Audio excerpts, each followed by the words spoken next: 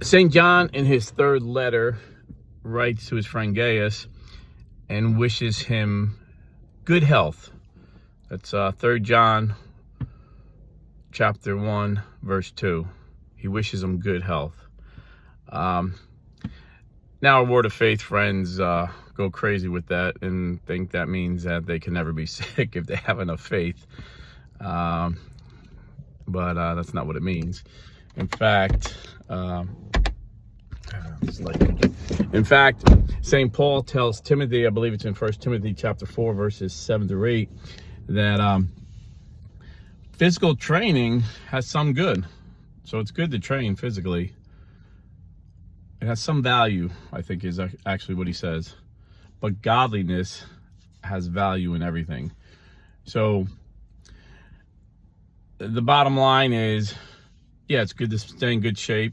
Our bodies are temples of God. We should, respect the body God gave us, take care of it. Don't load it up with smoke and alcohol and junk food and be lazy, exercise, strengthen it. But don't worship it. Arnold Schwarzenegger, in an interview, said when he was training for Mr. Olympia, his mom called him upset. Arnold, I need you to come home. Your dad died. His mom was in a panic, And he said, Mom, I'm training. I cannot talk now. And he hung up on her. He said, at that level, you have to be totally focused. So for the next 6 weeks, I didn't think about my mom. I didn't think about my dad. And I won Mr. Olympia. And then I went to visit his grave afterwards. That's worshiping your body. That's putting that's worshiping yourself. That's just horrible. That's narcissistic, and it was wrong. But taking care of your body, working out, there's nothing wrong with that. It's actually good. Neglecting your body is sinful in my view.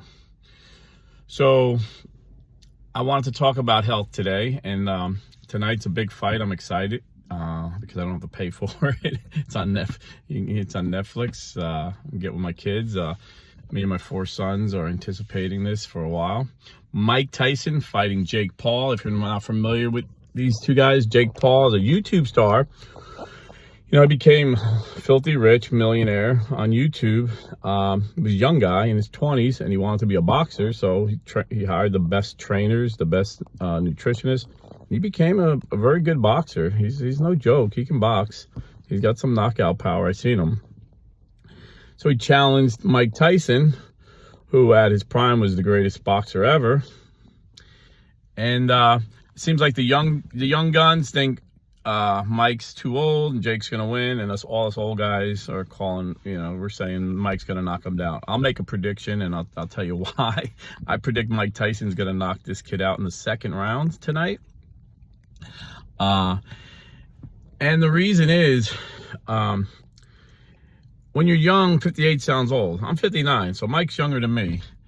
And I go to Muay Thai, kickboxing a couple nights a week, and I spar 3-minute spars with young guys, with my son, my grandson, other kids there, in their 20s. It's not that crazy. And I'm just a regular working bum, that goes to work and then does that a couple nights a week. So imagine Mike, who's the greatest at his prime. So he has the muscle memory, and he's devoted months of full time every day with the best trainers, the best nutritionists. So I don't think this is that crazy for a 58-year-old guy. I mean, I really don't. I really don't. And Jake's never been hit. He's fought some decent people, but he's never been hit with the power that Mike hits. And it's not just one punch power. He has a phenomenal eight punch combination. We practice like 2-punch combinations, 3-punch, maybe 4, but an 8-punch combination, and every one of those combinations, every one of those hits, left, right, can knock you out. He just got to get hit with one of them, and he's down for the count. I guarantee you. So that's why I'm picking Mike. Now, a lot of people think they're just going to dance around like Floyd Mayweather did with Conor McGregor, just kind of, make it entertaining. But Mike's not that kind of guy. I honestly, I've been a fan of him for years. I watch this guy. He's a warrior. Mike's the guy who coined the phrase, everybody has a fight plan till you're punched in the face. When Mike gets hit, he loses it. He ain't thinking about, oh, this is just entertainment. He's a killer. He's a warrior. And when you're a warrior, you know warriors. And warriors can't play this dancing game and they got to win. If he gets hit, and the way this kid's been talking, and, I know it's showmanship. He talks like a WWE guy. But Mike don't play, man. I think Mike's coming out to knock his head off, and I think Mike's going to knock his head off tonight, so to speak. He's going to knock him out. That's my prediction. And there's been so many advances, the media's sold out to Big Pharma, and I'll tell you why in a minute. So they're not going to cover these big advances. Your doctor's not going to know about it because, he sold out to the pharmaceutical reps. When I moved to Florida years ago, I remember reading an article, and it listed every doctor in Central Florida and the kickbacks they got from the pharmaceutical companies. And the lowest at the time, and this is like 25 years ago maybe, was $30,000 in that year. The highest was like $300,000. So basically, kickback. These pharmaceutical salesmen, they're not doctors, they're not anything but salesmen. They go in and they convince the doctor to start prescribing their drug for particular issues or off-label, whatever. And for everyone they prescribe, they get a kickback, a commission.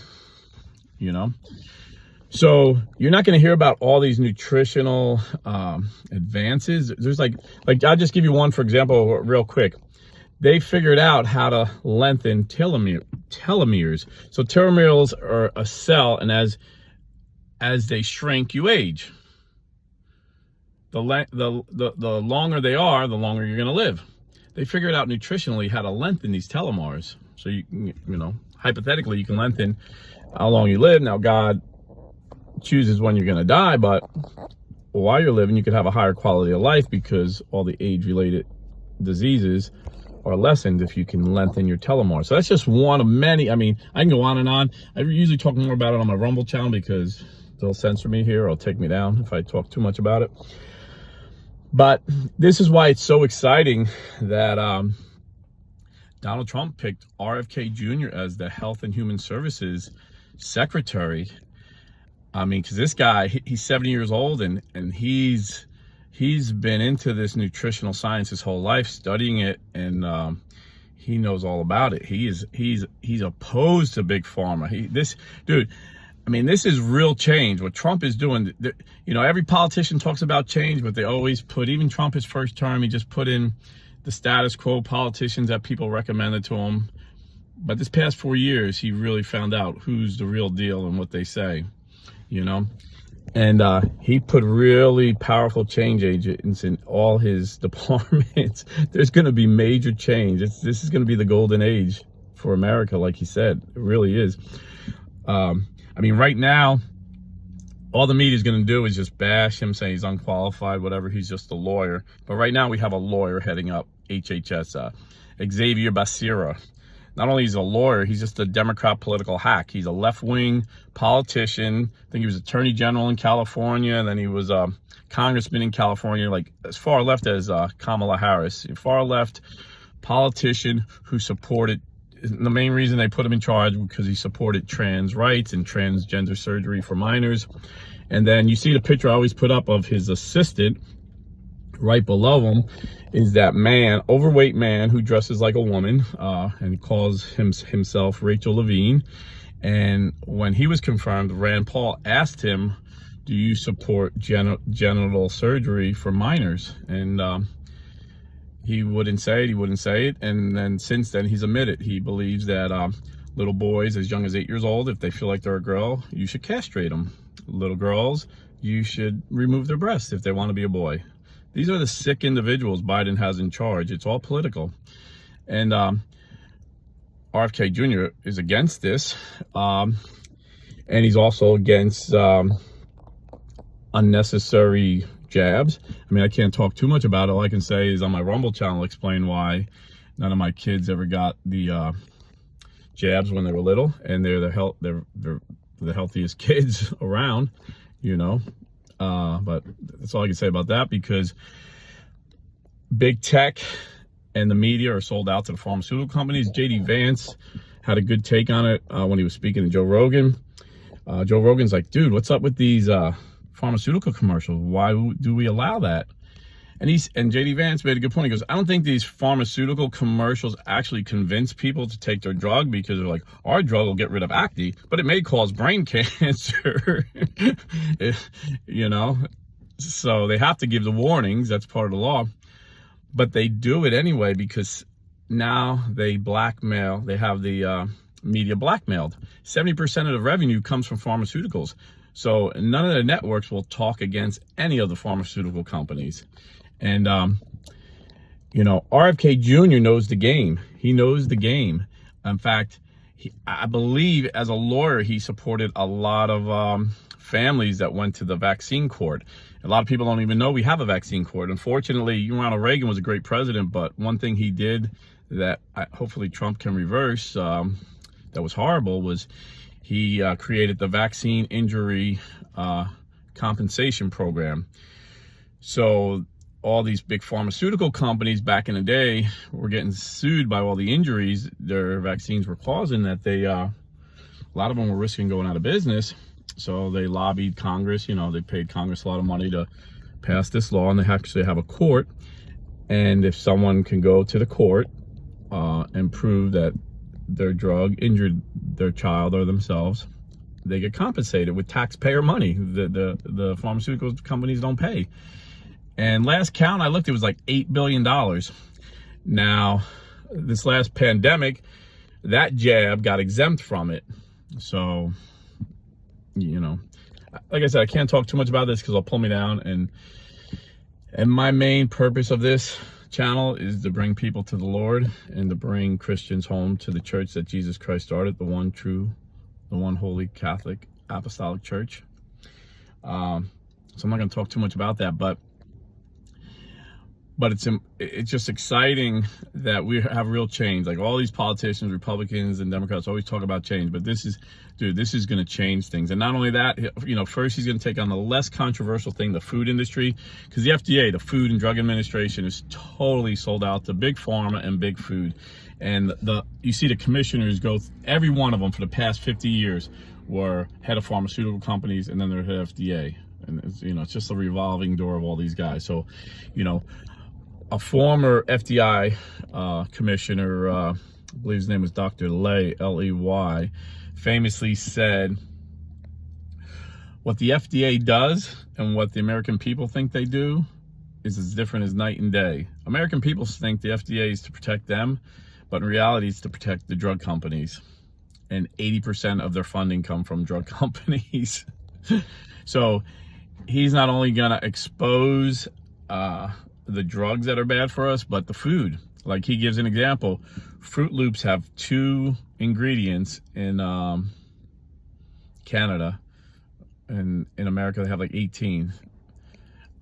There's literally thousands of food additives in American food that's legal that are against the law in Canada and in Europe because they've been proven to be unhealthy for us, very unhealthy, like deadly. But in America, we don't have a healthcare system. We have a sick care system. They don't want to kill you. They don't want you to die, but they don't want you to be healthy. The average family doctor has 1,000 patients. If he cures every one, well, say he cures 3 a day, within less than a year, he's out of business. So they want us dependent on their drugs, dependent on their therapies, dependent on their surgeries. They don't want us healthy. FDA, RFK Jr. wants us healthy. He wants to make America healthy again. So that's exciting. And then, you know, another great exciting pick, Tulsi Gabbard, former Democrat, colonel in the Army, or lieutenant colonel. She's in charge of our national security, you know, CIA, all these guys. And, you know, there's been a lot of crazy things the CIA has done over the years, you know. Remember the intelligence said there's weapons of mass destruction in Iraq, and we found out they lied. They knew there wasn't, and we went to war on a lie, you know. 51 of these guys, including former communist John Brennan, who Obama appointed to CIA director, said the Hunter laptop was Russian disinformation, and now they all admit they were wrong. Oh yeah, well, we said we thought it was. This is what they all said. We thought it, because now it's been proven beyond a shadow of the doubt that it was actually his laptop. So she's going to get to the bottom of that. She's going to release the JFK files, I believe. See, you know, it's been my understanding the CIA allowed the mafia to kill JFK because JFK's father was a mobster, and then his brother Bobby, RFK Jr.'s dad, went after them when he was Attorney General, and so the mafia killed JFK, but with the cooperation of the CIA. That's the best information I've found over the years, and I'm no conspiracy theories, just, it's just what happens in life, You go after the mob, they go back after you. The CIA wanted JFK to put 200,000 troops in Vietnam, and he said no. And a week later, he was dead. So we're gonna get all the secret files. Hopefully that's what they're talking about. So we're gonna see real change and transparency in our government like we've never done. And even the military, the DOD, Pete Hegseth, all the media saying, oh, he's a Fox News anchor on the weekend. Well, yeah, now he is, but he spent 20 years in the Army, number one. Number two, has 2 Bronze Stars. He's a combat veteran. He was in combat, and since he's been out of the military, I think he's retired from the military, he's been helping veterans. He really cares about veterans. He's volunteer, did it for no money to help veterans. And he's very educated. He's got a degree from Princeton and a degree from Harvard. So he's a very smart, educated man on top of that. But the reason the media is going to destroy him and the Democrats is because he doesn't believe women should be in combat. And I think most Americans would agree with that. Right now, under Lloyd Austin, they said their number one priority for our military is equal. There's 2 priorities are equal. Number 1 is climate change, and number 1A or 1B is transgender rights and LGBTQ rights. Where Pete Hegseth would tell you, no, our number 1 priority is to have the most lethal military to defend America. That's, make our military great again, and women in combat. Yeah, I agree. There should be no women in combat. When I was, Obama opened up the Green Berets and Army Rangers to allow women. And I think maybe 2 from the Rangers I've heard talk about it, they lowered their standards so low so the 2 that went through it could pass. And even they failed those low standards, but they pushed them through anyway. Yeah, and it doesn't surprise me. Even when I was in, we didn't allow women in combat, and they weren't allowed on combat ships. I was in the Navy, but we allowed them in. But they didn't have the same requirements. They've never had the same requirements. They don't have to do as many push-ups. They don't have to run as fast, as far. It's ridiculous. You want to be equal, but you don't want to do the equal amount of exercise. It's always been that way. Same thing with police academies and fire academies. Women don't have to do the same. It's all smoke and mirrors. It's a political agenda. We want the best. And this is what Pete Hegseth is going to do for the military. Make us, again, the best military ever. The most lethal military ever. And I see that with all the departments. But getting back to health, getting back to how I started, I wish you all health. I think, every one of us should, try and be as healthy as we can, because we're called to evangelize the world. How are we going to evangelize the world if we're sitting on a couch eating donuts and drinking beer and feeling lazy? Let's feel good, It's all connected. But now some of us, I know, things are out of our control and we're sick and we're diseased. And, bring that up, use that for God too, Charles Spurgeon, Baptist minister back in the day, said he learned more about the grace of God on the bed of pain than all his years in seminary. So don't look at your sickness or your disease or your disability as a curse. Look at it as a blessing. I mean, don't give it to yourself by, drinking alcohol and smoking cigarettes and eating donuts all day. But, sometimes we get things and we don't know why, or we made mistakes when we were young and, it's too late. God can renew the years the locusts have eaten. But wherever you find yourself, use your body for the glory of God. If your body is disabled, then use it to lift up your pain for those souls that you want saved. You know, if your body's healthy, run the race hard. Tell as many people as you can about the Lord and about his church. But all that you do, do it for the glory of God, because physical exercise is of some value, but godliness, there's value in everything you do. God bless and stay Catholic.